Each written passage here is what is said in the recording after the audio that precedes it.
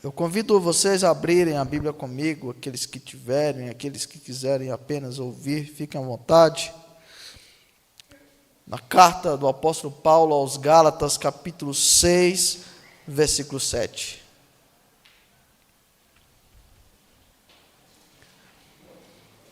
Gálatas, capítulo 6, versículo 7.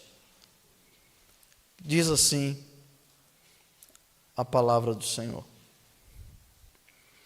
não se deixem enganar, de Deus não se zomba, pois o que o homem semear, isso também colherá. Vou repetir: não se deixem enganar, de Deus não se zomba, pois o que o homem semear, isto também colherá. Meus amados, o tema dessa mensagem é semeadura ou investimento. Para o pessoal da época de Jesus e para alguns, para a maioria das pessoas alguns anos atrás, principalmente na nossa região, falar de semeadura era como falar de investimento. Hoje, para nós, muitos de nós, a linguagem mudou, poucas pessoas sabem. Talvez aqui em Paula Cândida, a maioria esteja acostumado com isso, com essa palavra semear, plantar, colher.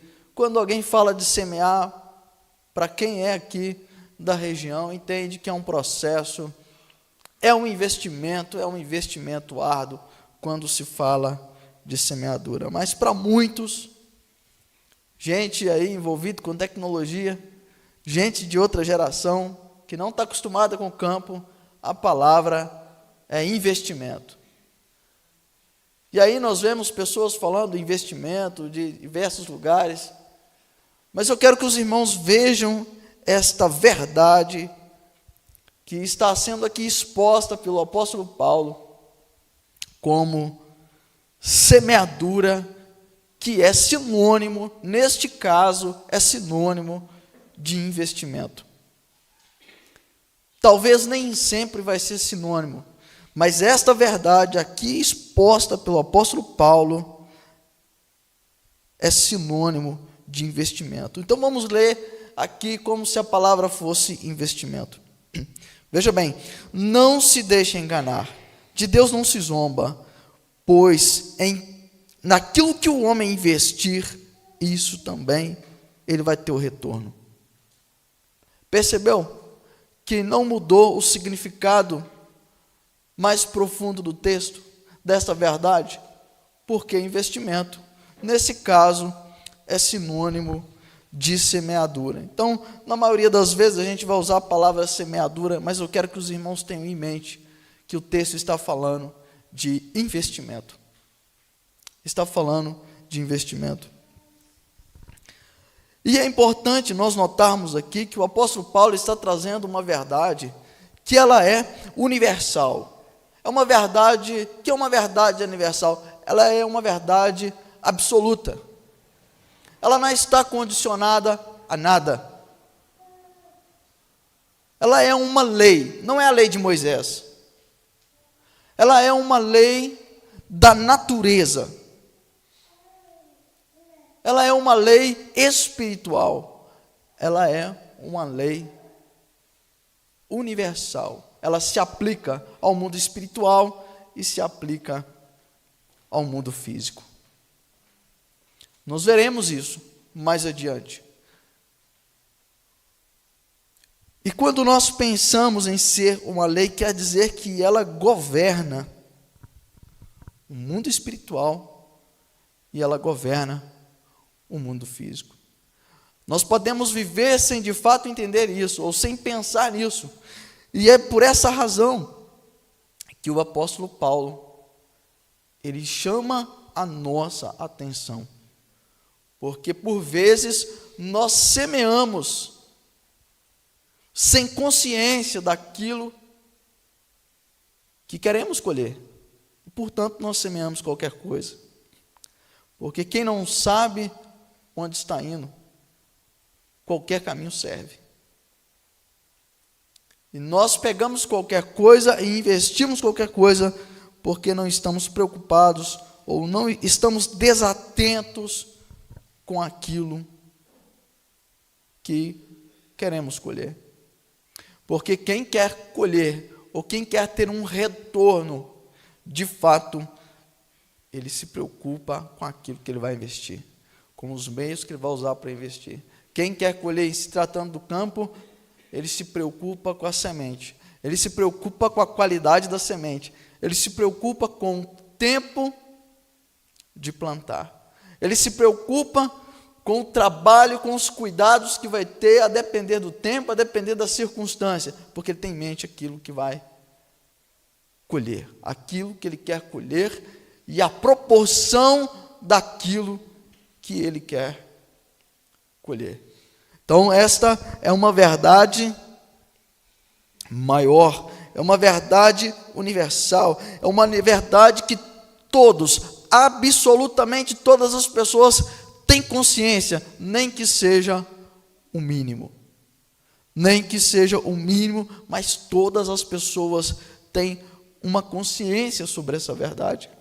E o apóstolo Paulo, ele diz, olha, não se deixe enganar. Por que não se deixe enganar? Porque é muito fácil você ser enganado a respeito da semeadura. É muito fácil ser distraído. Não é que você não saiba, você sabe, nós sabemos, mas às vezes Satanás nos engana.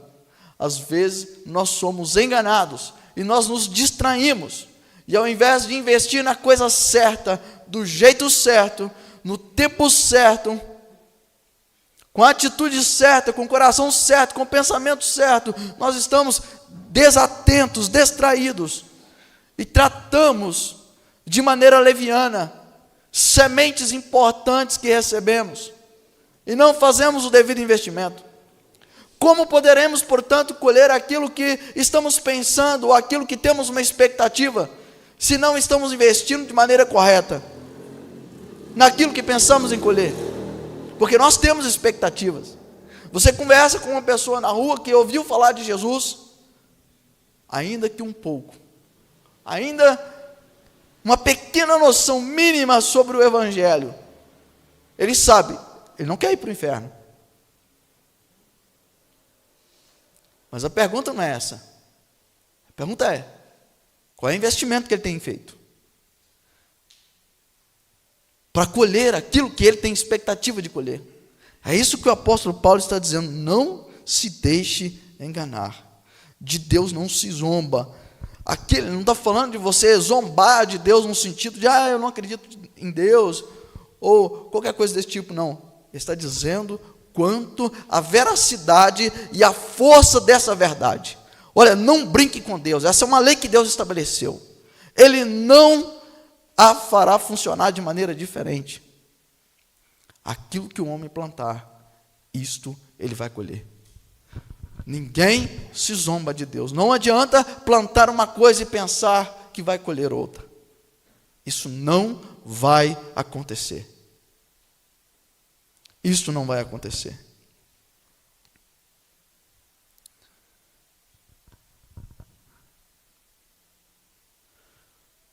E igualmente é verdade a intensidade da semeadura, a intensidade do investimento.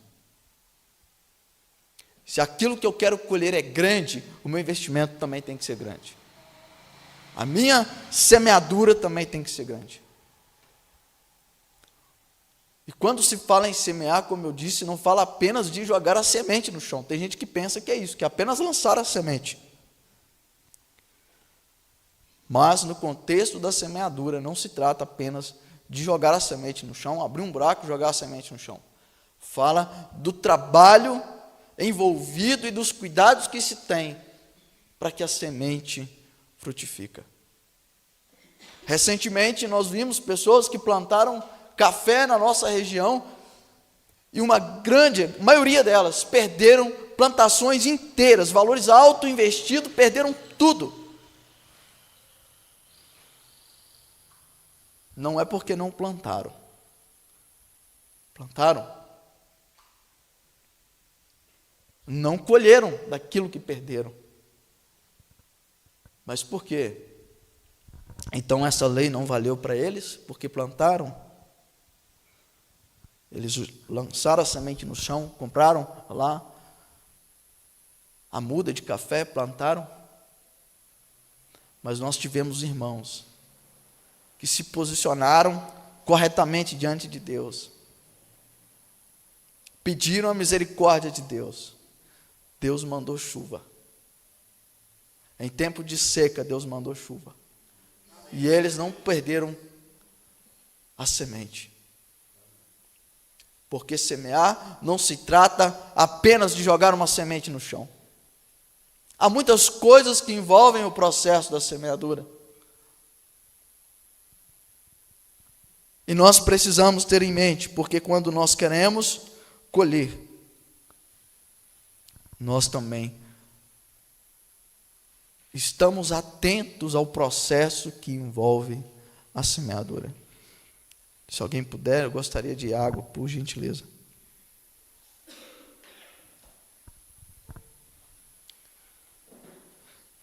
Há uma outra verdade que está ligada a esta verdade. Então, essa verdade, essa lei da semeadura, ela tem uma outra verdade ligada, que é esta que eu já disse, que é quanto à intensidade da semeadura, a intensidade do investimento. Muito obrigado, querido.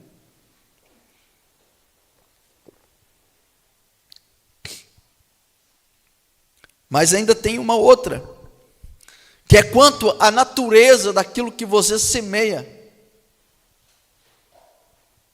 para colher. Para algumas coisas, funciona você plantar semente de abacate e colher abacate.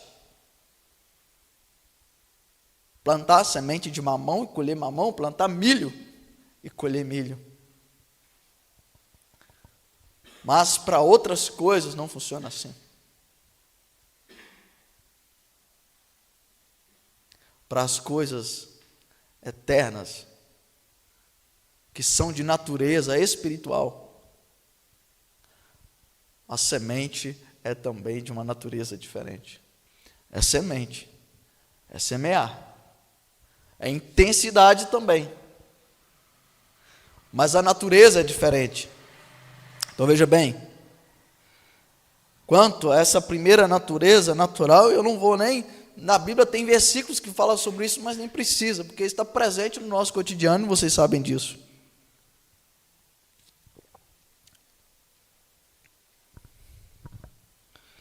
Mas em 1 Coríntios capítulo 15, versículo 42, nos fala muito sobre isso, mas eu vou ler apenas um versículo para que os irmãos tenham clareza dessa verdade. 1 Coríntios capítulo 15, versículo 42 a 44 diz assim: assim será com a ressurreição dos mortos. O corpo que é semeado é perecível, ele ressuscita imperecível. É semeado em desonra e ressuscita em glória. É semeado em fraqueza e ressuscita em poder, força, autoridade, vigor. É semeado um corpo natural e ressuscita um corpo espiritual. Porque se há corpo natural, há também corpo espiritual. Há um outro texto que, falando ainda dessa verdade, inclusive está no Antigo Testamento, ele diz o seguinte: que aquele que semeia com lágrimas, com júbilo ceifará.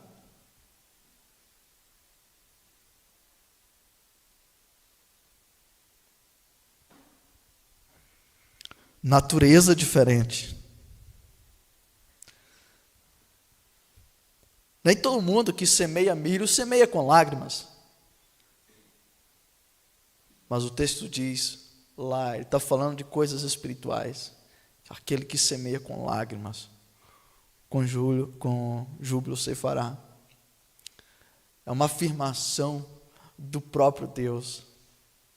Não se trata de coisas meramente naturais, embora pode envolver coisas naturais.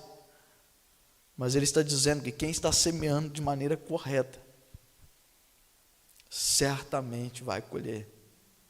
Com alegria, vai colher aquilo que ele esperou e muito além daquilo que ele esperou quando semeou. Muito além da sua expectativa.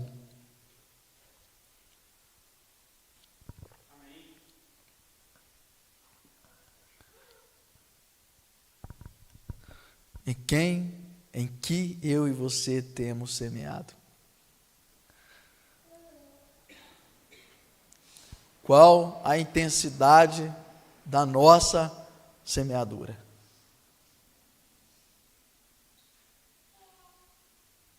Nós podemos semear coisas para esta vida. E quando elas se realizarem, acabou. Porque aquilo que foi semeado, houve colheita. Ok.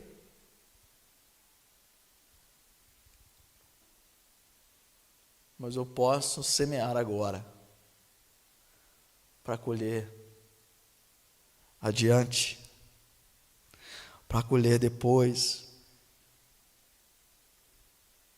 A Bíblia, lá no livro dos Hebreus, se eu não me engano, no capítulo 11, fala dos heróis da fé. Fala de pessoas que investiram em uma cidade invisível, em uma cidade eterna que Deus prometeu, em um lar que Deus prometeu. E eles andaram errantes, foram rejeitados pelas pessoas por causa dessa semeadura que eles faziam, foram considerados loucos, homens da qual o mundo não era digno deles, foram achados indignos de viver nesse mundo.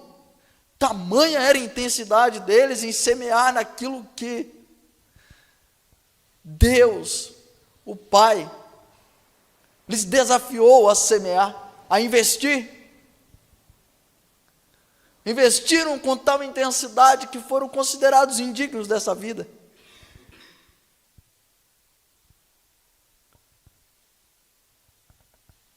Morreram, como Isaías, cerrado ao meio, mortos a fio de espada, crucificado de cabeça para baixo, como o apóstolo Pedro, mortos como o apóstolo Paulo e tantos outros. Gente anônima que preferiu semear em uma cidade que nada pode destruir. Amém. Cidade é um termo que não expressa a verdade completa daquilo que é. Porque quando nós pensamos em cidade, nós pensamos em casas, em movimento, em ruas, em edifícios. Mas a Bíblia chama de lar. São coisas diferentes. Você pode ter uma casa, mas não ter um lar. Você pode ter uma casa bonita, bem equipada, a casa dos seus sonhos. Mas na hora que você entrar nela, você não tem paz. Ou você não tem uma família com quem compartilhar. Ouvi uma irmã aqui, daqui mesmo, nos contou que um dia ela construiu a casa dos sonhos. Na hora que ela entrou na casa dos sonhos, ela não tinha paz, não tinha alegria.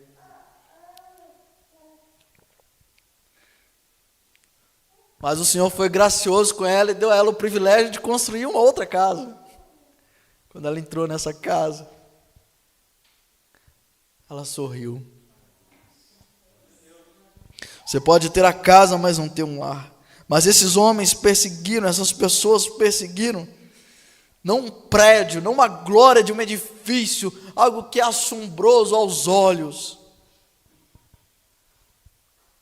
mas uma recompensa que não é medida por aquilo que se vê. Porque eles não viram.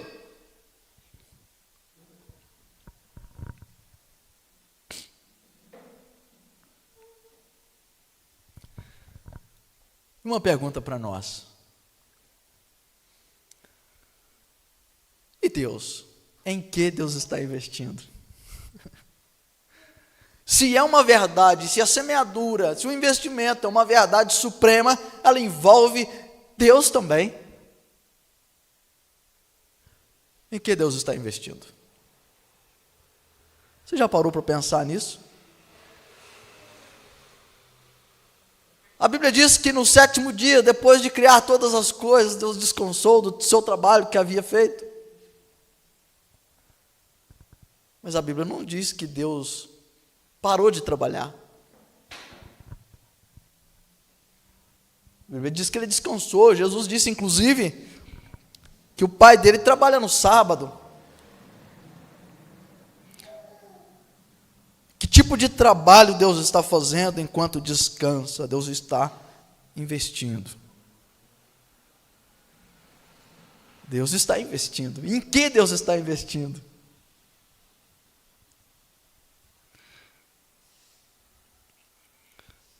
Até que a gente vá descobrir em que Deus está investindo, vamos pensar o seguinte: o quanto Deus está investindo? Você sabe o quanto Deus está investindo? Para a gente ter uma noção assim, de que é de fato um grande investimento. Normalmente a gente mede um grande investimento quando a gente vê outra pessoa investindo. Uma grande semeadura quando você vê outra pessoa semeando.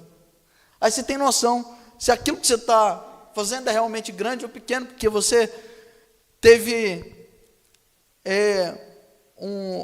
algo para comparar. Nós tivemos algo com que medir, uma régua de medida. O meu investimento ele é pouco ou grande, eu tenho que ter uma régua para medir, tem que ter um padrão de medida. Então, para saber se eu estou fazendo o investimento certo, na intensidade certa, nada melhor do que eu olhar para Deus e ver o que Ele está investindo, o quanto Ele está investindo. Vamos ver então o quanto Deus está investindo? Depois a gente vê em que Deus está investindo. Romanos capítulo 8, versículo 32, diz o seguinte. Romanos capítulo 8, 32. Aquele que não poupou o seu próprio filho, mas o entregou por todos nós, como não nos dará graciosamente com ele todas as coisas? Aquele que não poupou o seu próprio filho, mas o entregou por todos nós, como não nos dará graciosamente com ele todas as coisas? O investimento de Deus é alto, amados. Deus não investe pouco, não. Essa semana eu perguntei na célula assim: quem tem falta de alguma coisa? Quem lembra disso?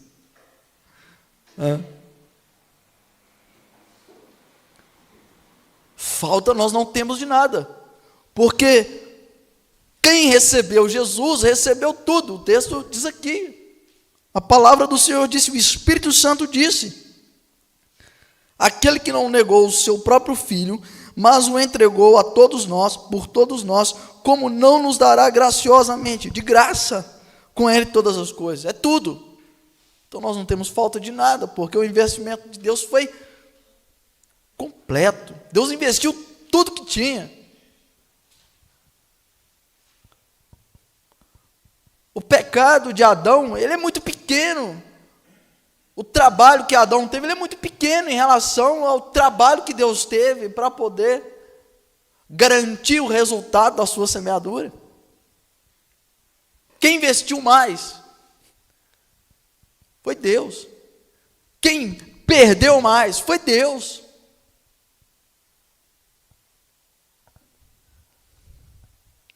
Deus investe tudo. Deus investe absolutamente tudo.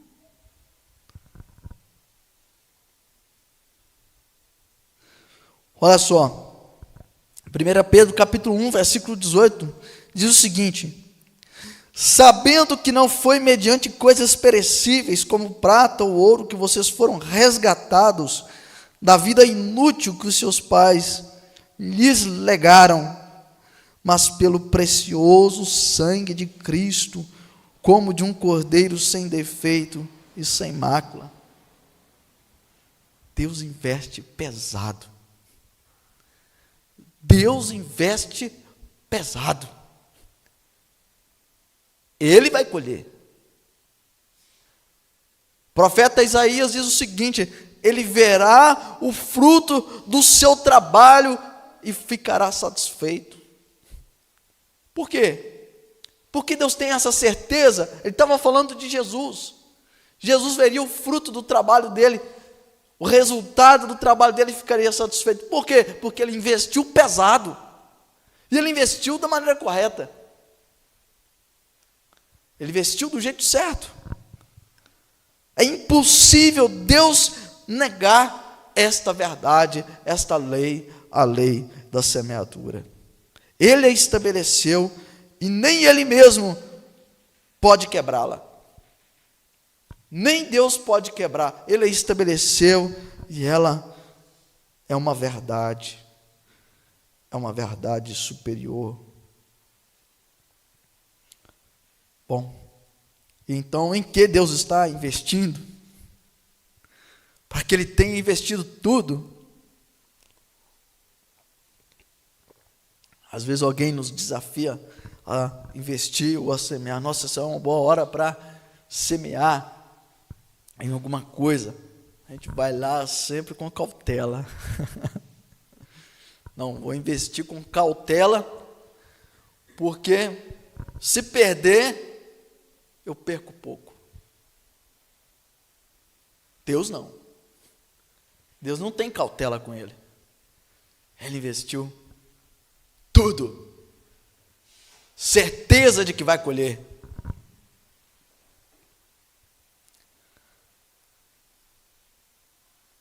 Então veja bem. João capítulo 17, versículo 20 a 24. Diz o seguinte: oração de Jesus. A minha oração não é apenas por eles, aí pelos discípulos que estavam com ele.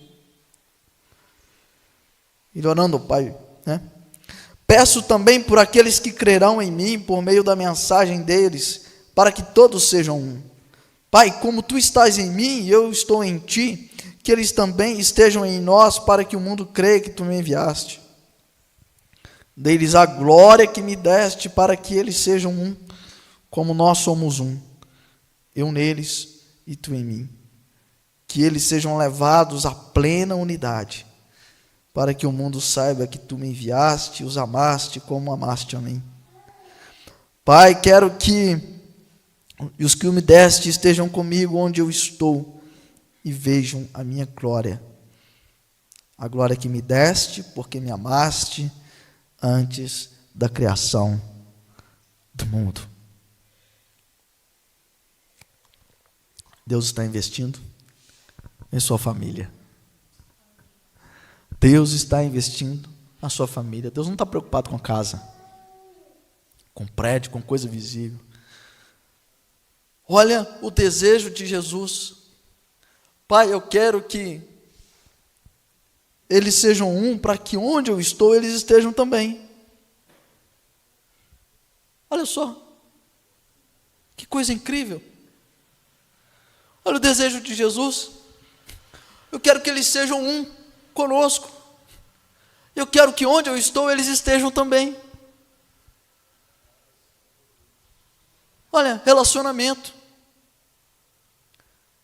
Deus está investindo em relacionamento.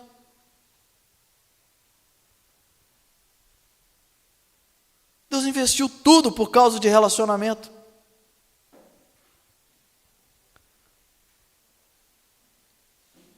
Olha, por causa de um relacionamento quebrado, olha o quanto Deus investiu.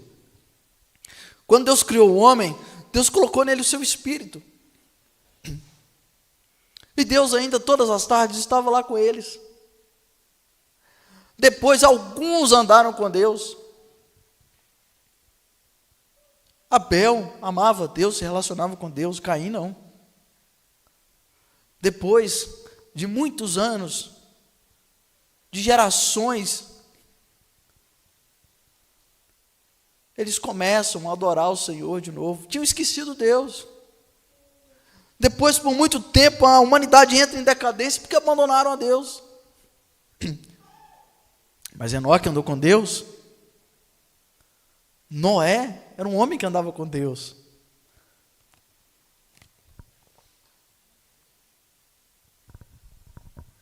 E assim foi. Depois de muitos anos, Deus então falou o seguinte: olha, eu quero estar no meio de vocês, vocês não me querem, então pelo menos faço aí um caixote de madeira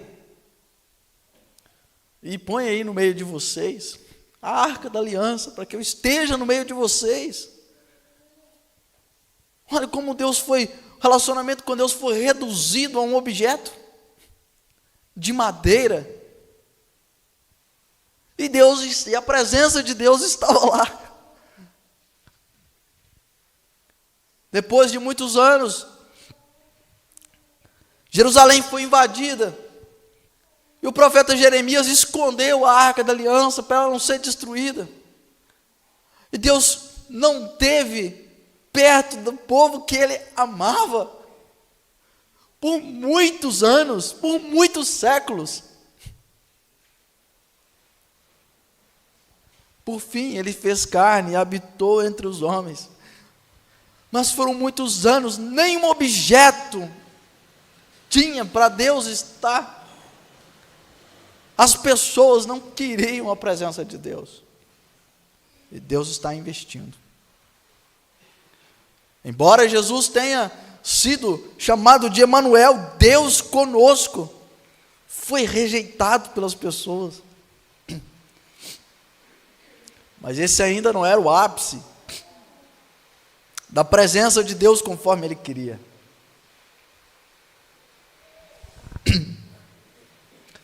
Por favor, quando Jesus é assunto aos céus, Ele envia o Espírito Santo.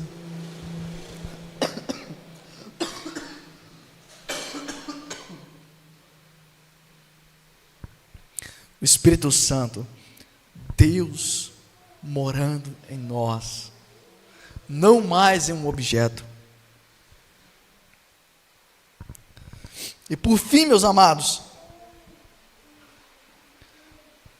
1 Pedro capítulo 2, versículo 9, diz o seguinte: vocês, porém, são geração eleita, reino de sacerdotes, nação santa, povo que pertence a Deus, para anunciar as grandezas daquele que os chamou das trevas para a sua maravilhosa luz.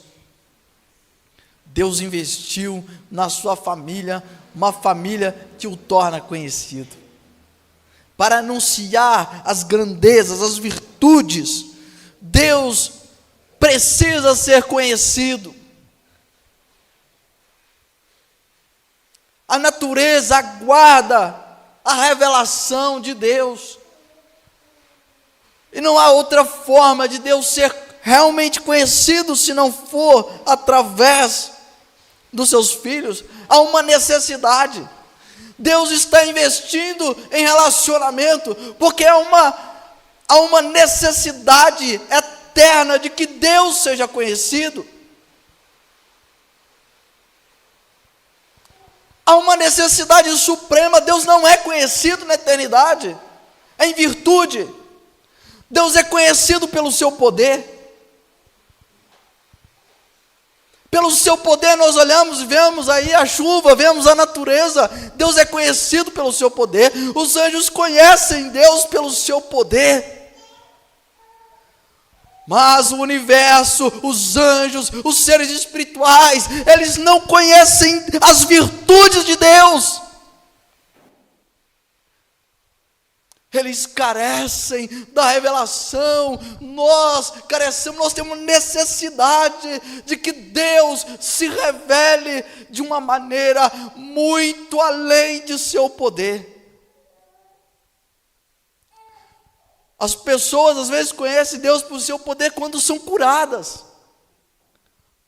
Mas às vezes não conhecem Deus por relacionamento, não conhecem o Deus por virtude, por se falar de poder. O apóstolo Paulo diz em Romanos capítulo 1, que os homens são indesculpáveis, porque Deus, a divindade de Deus, foi revelada a eles, e o seu poder foi revelado através da criação. Que tipo de revelação? Revelação de poder. Mas não conhecem por relacionamento, não conhece Deus por virtudes, porque as virtudes, elas são reveladas em relacionamento. Olha só para vocês verem, Romanos capítulo 8, versículo 19 a 25, diz o seguinte: a ardente expectativa da criação aguarda a revelação dos filhos de Deus, pois a criação está sujeita à vaidade, não por sua própria vontade, mas por causa daquele que a sujeitou, na esperança de que a própria criação será libertada do cativeiro da corrupção para a liberdade da glória dos filhos de Deus. Porque sabemos que toda a criação a um só tempo geme e suporta angústias até agora. E não somente ela, mas também nós, que temos as primícias do Espírito, igualmente gememos em nosso íntimo, aguardando a adoção de filhos, a redenção do nosso corpo, porque na esperança fomos salvos, na esperança. Ora, uma esperança que se vê não é esperança, pois quem espera o que está vendo, mas se esperamos o que não vemos, com paciência o aguardamos. Há uma necessidade. Então, Deus ele investiu esperando colher. O que Deus está querendo colher? Uma família que o faz conhecido em virtude. Deus está investindo nisso. O investimento de Deus é pesado. E se Deus está investindo em uma família que o faz conhecido, a pergunta para nós é o seguinte: eu tenho investido na mesma coisa que Deus tem investido? Você tem investido na mesma coisa que Deus tem investido? Então, primeiro, Deus está investindo em relacionamento. Em relacionamento. Segunda coisa, Deus investiu tudo. E o quanto eu sou capaz de investir, o quanto eu quero investir em relacionamento com Deus e com o meu próximo. Em relacionamento com Deus e com o meu próximo. O quanto eu estou disposto a investir. Nós vimos que para investir corretamente, muitas vezes vai ser com lágrimas. Não, o relacionamento não é fácil não, irmãos. Principalmente com as pessoas, não é fácil. Mas quem investe de maneira correta vai colher. Principalmente se você investir naquilo que Deus está investindo, porque a colheita é certa. Amém, pastor?